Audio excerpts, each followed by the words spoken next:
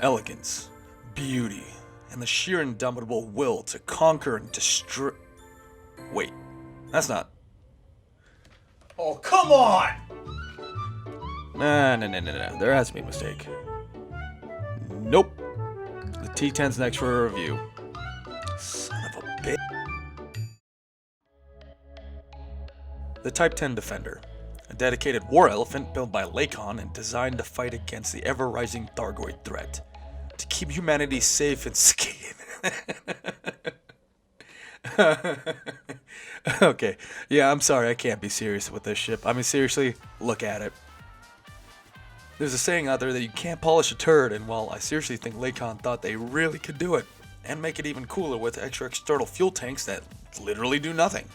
A super wing spoiler, just why? And a disco ball randomly slapped on there. Plenty of useless external lights around the front of the ship, which makes me think that when Lakon designed this, they were thinking they could communicate with the alien threat with a light show. I mean, ask the helicopter pilots in Independence to say how that went. Spoiler alert, they got blown up. And the cockpit is like a giant boil that screams, "Shoot me here to get to the juicy bit." Which would be you. I do have to admit though, that even though the canopy is absolutely massive, it actually does hold up quite well. But none of that compares to the ultimate design choice. Behold, commanders, the Flappy Wing. Now that we got that out of the way, let's talk details here. The Type 10 will run you roughly 125 million credits, so already out the gate you're looking at a 6.3 million credit rebuy stock. With 4 large hardpoints, it sports the most large hardpoints of any large ship, and 3 medium and 2 additional smaller hardpoints seems like it can bring some heavy firepower to a fight. But all those numbers just won't prepare you for the ultimate slap to the face, and that's how these hardpoints are placed along the hull. The weapons convergence between all the hardpoints is such a joke that firing weapons is next to impossible, unless you don't mind doing a yaw dance back and forth just to be able to hit your target. Which, for a fight against Thargoid interceptors, will prove to be such a nuisance because the meta weapon in fighting Thargoids is the Gauss Cannon. Your anxiety will flare while trying to aim with them, and fitting plasma chargers on this ship it's just dumb. Don't do it. Don't even think about it. Seriously, it's just dumb. And if you decide to use shard cannons, you'll have to use it as a combination with Gauss cannons anyway to be able to take a heart down. Using prismatic shields is a near requirement because you're not going to be able to run away or avoid any of the damage from the interceptors. I mean, just look at the pit rate on this trash can. Oh, come on. The internals of the ship don't make any sense for anti-Thargoid combat either. With only one large Class 6, 7, and 8, the inability to fit a Class 8 shield sail bank with the Class 8 prismatics will leave you wanting more. And with a few Class 5s, 2 of them being military internals, it doesn't match up well compared to other medium class ships that have better internals to fit out for Thargoid combat. With a top boost speed of 245 meters a second, unengineered, even if you do engineer everything to grade 5 for anti-Thargoid combat, you'll be hard pressed to escape the interceptor, which means you'll either have to finish the fight, or just take it to that sweet rebuy screen. This ship is really one of the worst ships in the game when it comes to maneuverability. How it hasn't heard the nickname Space Bud is beyond me. But for those commanders that need something to grasp onto for the hopes of something being good on this ship, I do have to say it's one of the best sounding ships in the game. I mean, just listen to those sweet engines roar.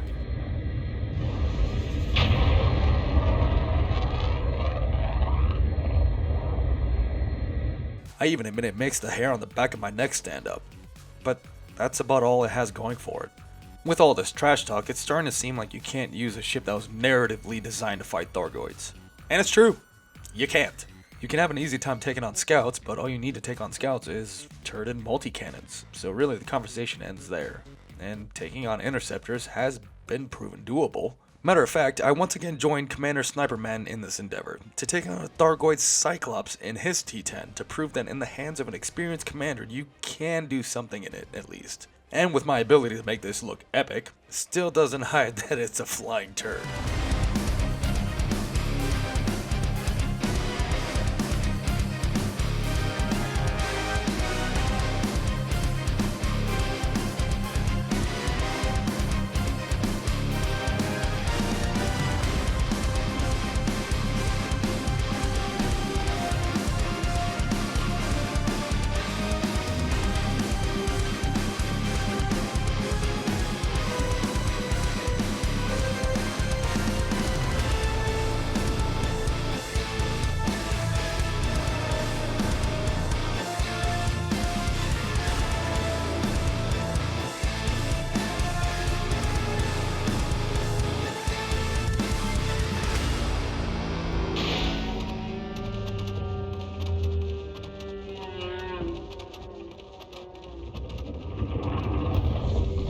So as you can see, it is absolutely doable to kill a Cyclops with a T10, but Commander Sniperman is a very experienced commander with a lot of time and kills under his belt to know how to handle the T10 against a Cyclops. For new commanders, I cannot in good conscience say that this is a ship that you could go kill a Thargoid in easily, because in reality it might turn you away from Thargoid combat. Many veteran commanders within the AXI community share the same outlook of just how terrible the Type 10 is. I actually have a quote here from Commander Aranionros Stormrage, and I always butcher that name, I can't ever get it right. But he is one of the AXI's best large ship commanders who managed to take out a Hydra in the Type 10, and he had this to say about it.